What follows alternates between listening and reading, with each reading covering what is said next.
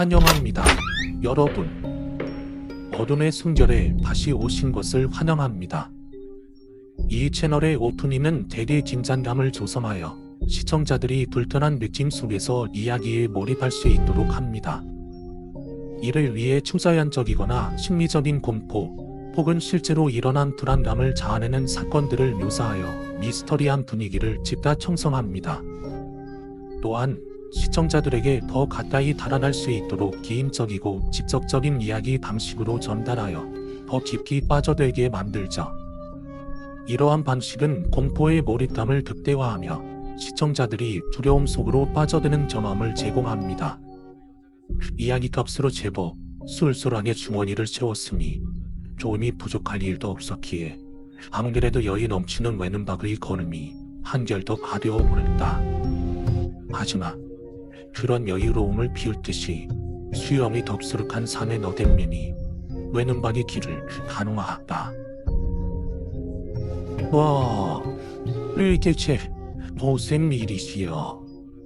외눈박이 능청스레 묻자 대장인 듯한 사내가 대답했다. 네 길 주인 되는 사람이 오시다.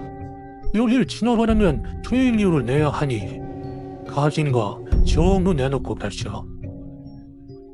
숙모리도 한순간에 댕공 잔나고를 듯한 큰 칼을 쓰다듬으며 으름장을 놓는 꼴을 보니 난 산적이니 죽고 싶지 않으면 가진 것 다 내놔라는 말과 다르지 않았다. 그 살벌한 기세는 누구든 바닥에 납작 엎드려 살려주십사 하고 곡소리를 내 나타나고만 외눈박은 무슨 이야기라도 들으면 크게 웃고는 대답했다.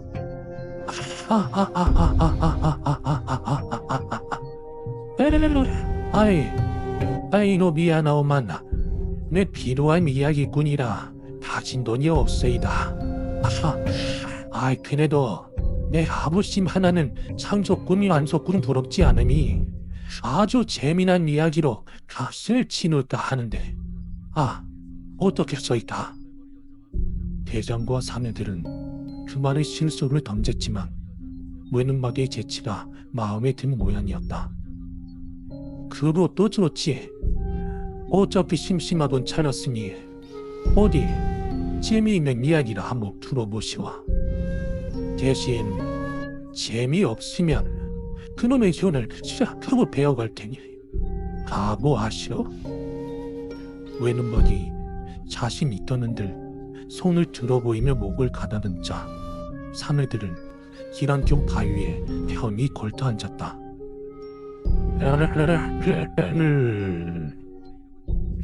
자, 이 숲은 서쪽 새소리가 이쁘게 들려서 참 좋소리다. 내 이야기만큼 노래도 좋아하는데 이 서쪽 새 노래소리 덕에 즐겁게 걷다가 어울리는 이야기가 생각났지 뭐여. 안 그래도 어디서 곡 풀어볼 생각이었는데 이렇게 빨리 기회가 생겨버렸네. 자, 이 이야기는 저 산동포 질질로 몰고 있는 숲의 산을 노래하는 묘계 서쪽이와 장민 해군군 소리쟁이에 대한 이야기요. 서쪽이야 함은 노래를 부르는 묘계인데 생긴 건 뻑새탄을 뒤집어 쓴 여인 마냥 깃털이 성숭 나있고 큼직한 둘이까지 달려있지.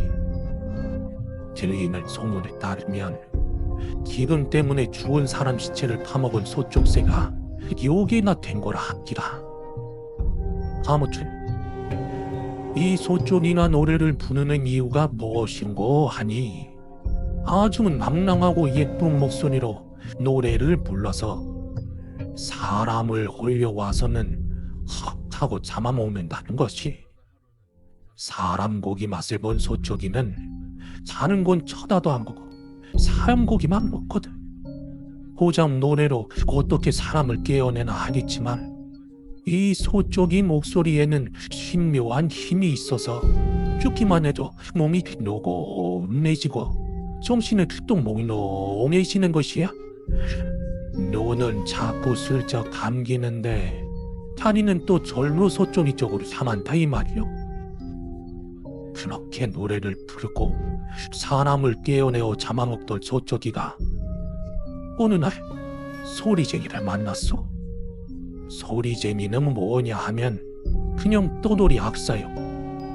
앞이 안 보이는 봄사시만 해금 면주시역이 기가 막히기로 유명한 이였지.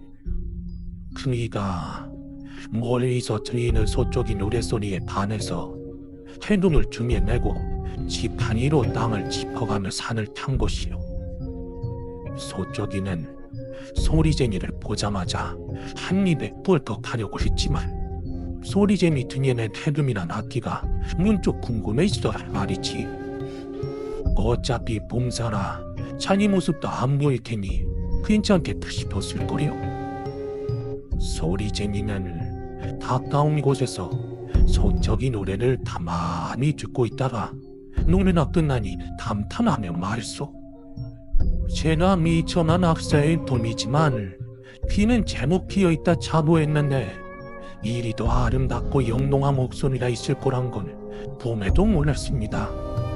사차는 제즉임에도 저 역시 악사 나무랭이인지나 과한 욕심이 나서 견딜 수가 없는데 뒷내키시면 제가 아가씨 목소리에 맞추어 잠을 뜯어보아도 괜찮으실라지요.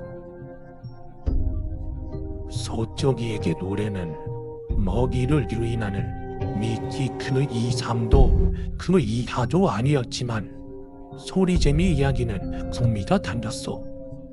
그래서 한 번쯤 어울려주기로 했지. 좋습니다. 악기에 맞추어 노래를 들은 적은 없으나 그대의 시약이 좋다면 좋은 선율이 만들어지리지요. 소리쟁이가 해금을 켜기 시작하자 구슬프고도 청량한 소리가 울려 퍼졌고 소쪽이는 그 소리에 반해 자기도 모르게 심혈을 기울여 노래를 불렀지. 누구든 감탄을 터뜨릴 정도로 정말 아름다운 노래. 노래가 끝났을 때 소리쟁이의 감긴 눈에서 감격의 눈물이 주르륵 흘러나왔어. 소쪽이도 처음 느껴보는 감정이 족받쳐 올라 숨을 몰아쉬어야 했지. 둘의 조화가 그 정도로 흡연했던 거요. 그날 이후로 소리쟁이는 매일매일 소쪽이를 찾아왔고 그의 악기와 소쪽이의 목소리가 아름다운 소리를 만들어냈지. 사람을 꿰기 위한 노래가 아닌 감동을 주기 위한 노래만을 부르게 된 거려. 노랫소리가 어찌나 훌륭한지 산새도 짐승도 바람도 물도 가만히 노래를 들으며 머물다 할 정도였지. 계절이 두고 바뀌기도 전에 소쪽이는 사악한 요괴가 아닌 한 명의 소리꾼이 되어갔소. 소쪽이는 지금이 아주 만족스러웠지만 내심 두려운 게 있었지. 소리쟁이에게 자신이 욕이라는 사실을 들킬까봐 걱정이 되었던 거요. 숨긴다고 언제 따지고 숨겨지지도 않을 테니까. 그리고 소리쟁이를 속이고 있다는 죄책감도 적지 않았어. 내 이름 말해야지. 내 이름 말해야지. 매일같이 다짐하면서도 도저히 그럴 용기가 나질 않았지. 지시를 안 소리쟁이가 자신을 떠날까 두려웠던 걸요. 그렇소. 어느 순간 묘기 소쪽이가 인간 소리쟁이에게 영혼을 품게 된 거요. 소문이 없다는 건 알면서도 소쪽이는 모지에게 마음 먹지 못하고 지시를 아름다운 목소리에 덕덕하니며 그저 노래를 불렀소. 그러던 어느 날 소쪽이에게 누군가 찾아왔어. 소쪽이 소문을 듣고 찾아온 뉴욕의 사냥꾼이었지. 그의 모습을 본 소쪽이는 자신이 감히 어찌할 수 있는 존재가 아니라는 걸 대번에 알 수 있었어. 그 사냥꾼이 여간 내지자 아니었거든. 죽는 건 두렵지 않지만 소리쟁이를 다시 볼 수 없다는 사실은 너무도 괴로웠지. 그래서 소쪽이는 그 자리에서 용기의 사냥꾼 앞에 엎드려 비로소 나으리 이렇게 탄총들이나이다. 제가 비록 쥐고 없어져야 할 용기이나 이제 마음을 고치고 먹었습니다.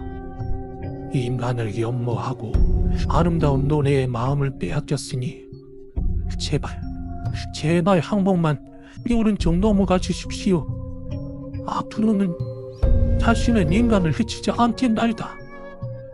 사냥꾼은 소쪽이의 말이 한치의 거짓도 없는 진실임을 알아챘어. 그의 눈은 거짓말을 알아채는 아주 신묘한 힘이 있었거든. 하지만 그게 진실이라 해서 그냥 넘어갈 수는 없었지. 소쪽이는 이미 수많은 인간을 잡아먹은 업도가 있었으니 말이오. 묘의 사냥꾼을 차갑지만 날카롭지 않은 목소리로 말했어. 네 말이 진실임을 내 잘 알아들었다.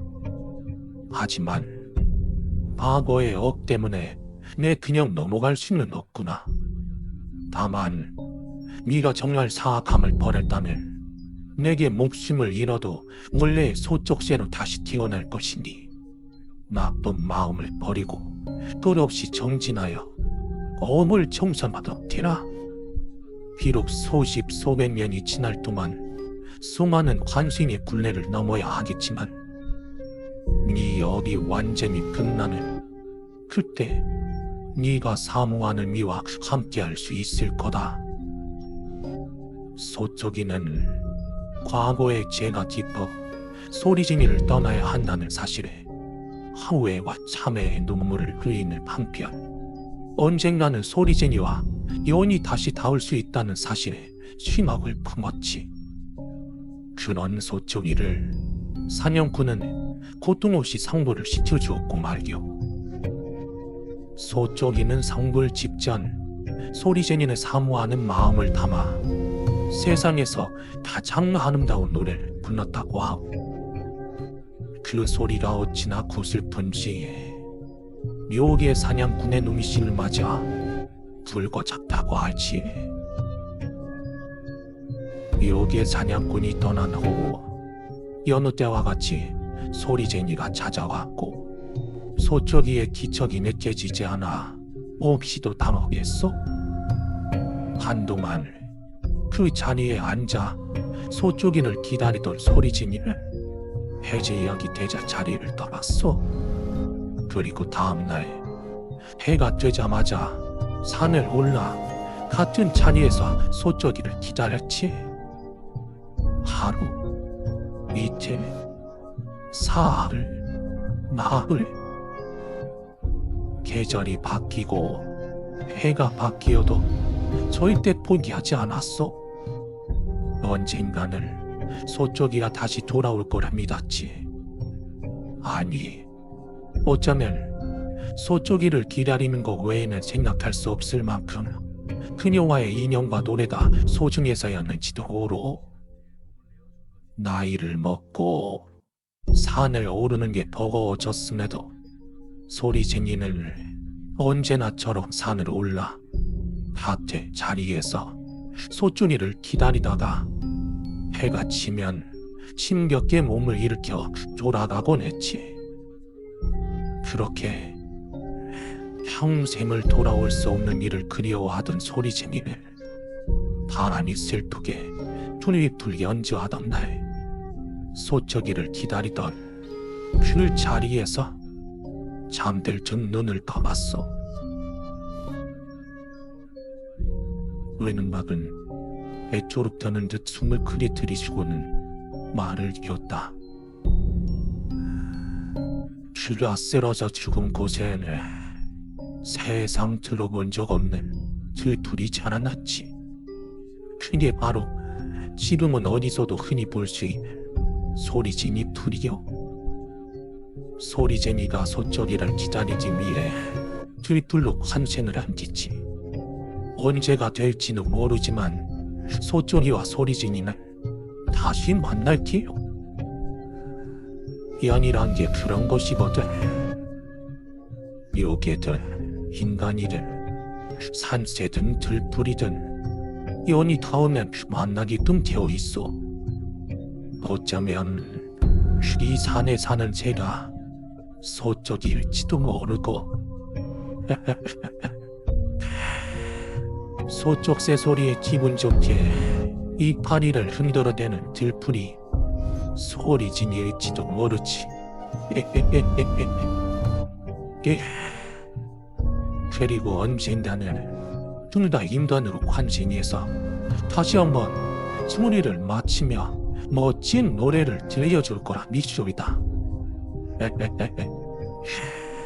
자, 그럼 이야기는 이걸로 마치도록 하겠어. 이야기가 끝났음에도 대장과 사내들은 움직이지 않았다. 덩치에 맞지 않게 감정에 젖은 얼굴을 하고 있는 걸 보니 제법 이야기에 빠져들었던 모양이었다.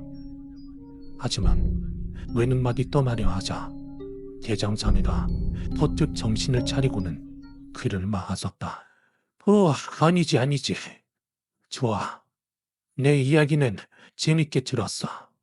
그러니 그 혓바닥을 띄는 거 참아주지. 그래도 그냥 지나가기엔 부족하니 그 등짐은 내려놓고 가시오. 외눈막은 크게 한숨을 쉬며 고개를 저었다. 비싼 밥 먹고 열심히 혀를 썼더니만 이제는 손도 쓰게 하는구만. 무슨 일인가 싶어 하던 대장의 눈앞으로 대나무 지팡이가 푹 날아들었다.